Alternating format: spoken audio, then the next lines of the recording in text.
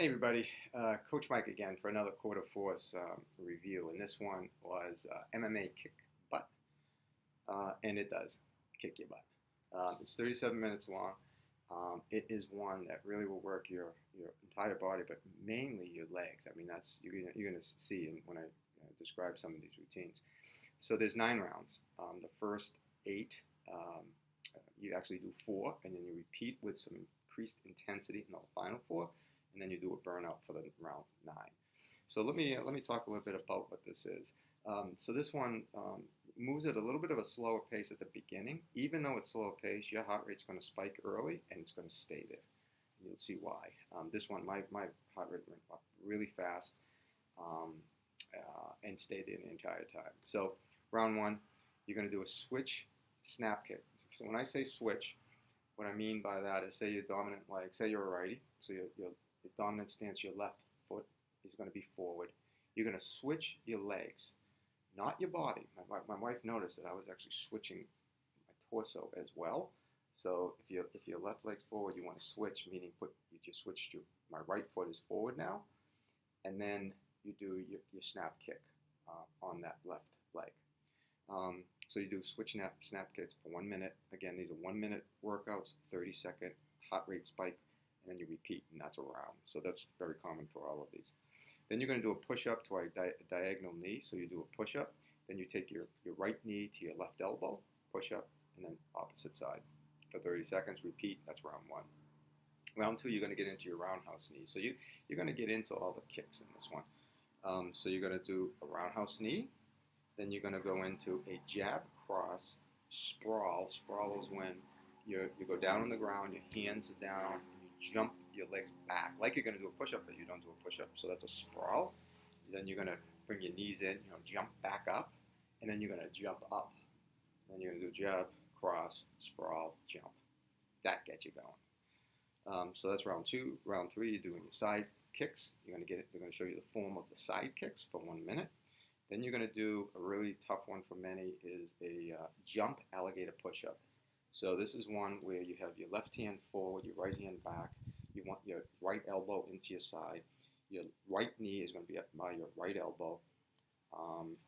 And then you're going to jump. You're going to switch your legs and switch your arms, right? And you're going to push up like a plyo. You're going to get up in the air, a plyo push-up. Really tough. Look at the modifications if needed for that. So that's round 3. Round 4, you're going to do a switch roundhouse. Roundhouses for me are very hard. My hips don't move that great. My wife's a double black belt taekwondo, so she's got very flexible legs, and she's just doing those easy. But roundhouse are very hard for me. So you do a switch roundhouse kick, and then you're going to do a leg check lateral plyo push-up for the 30-second one. So this is one you say you start on the left side of your mat. You're going to do your left knee to your left elbow, just the check, right? So that's where you're getting your obliques in there. Push up, and then plyo. Push yourself away from up on the ground, off the ground, to the right side, and then do the right side, and then you're going to go back to the other side. So that one's pretty hard. Now, that's round 4.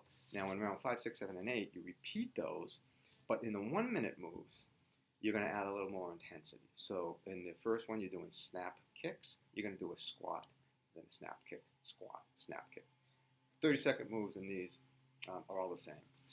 So then in round 2, where or 7 now, when you're doing the roundhouse knee, you're going to do that into a lunge as well. So again, your legs are going to be burning. Make sure you watch the form on the screen because you don't want to ruin your knees. So you always want, anytime in a squat, you want your knees not over your toes, behind your toes. So you're sitting down. Very important. I hurt both of my, tore both of my meniscus a couple years ago. And one of the things I was doing wrong was when I was jumping and doing other programs, my knees were ahead of my toes, and that put too much strain on the knees. So make sure you're doing that. So squats. So then you're doing a side kick into a squat, side kick, squat. And then on the last one, you're going to just do a leg check and then a roundhouse kick. Now, so that's the 8 rounds. When you get into the final round 9, you're going to do 3 1-minute exercises. And guess what? You're going to be in the squat position, You're going to do hooks with your left squat and then a right leg squat. You're going to do some uppercuts, and then you're going to do some sprawls. So this one is going to burn you out. So this one, 37 minutes long, with warm-up and cool-down included in that. I burned over 500 calories, which is fantastic for me. So 511, you can't beat that in 37 minutes. 184 max heart rate, very, very high for me. I'm 54 years old. That's one of the highest I'll see ever. And my average was about close to 160, which is extremely high for me. Everybody's going to be different. I'm just giving you mine. I use it as a baseline because when I compare and I look at program to program or workout to workout, I kind of know how much that one really impacted me, how much I was really burning hard on that one. So this one, I was really feeling it. So 158 as an average heart rate is pretty dang high for me for 37 minutes. So let me know what you think, and love to hear from you.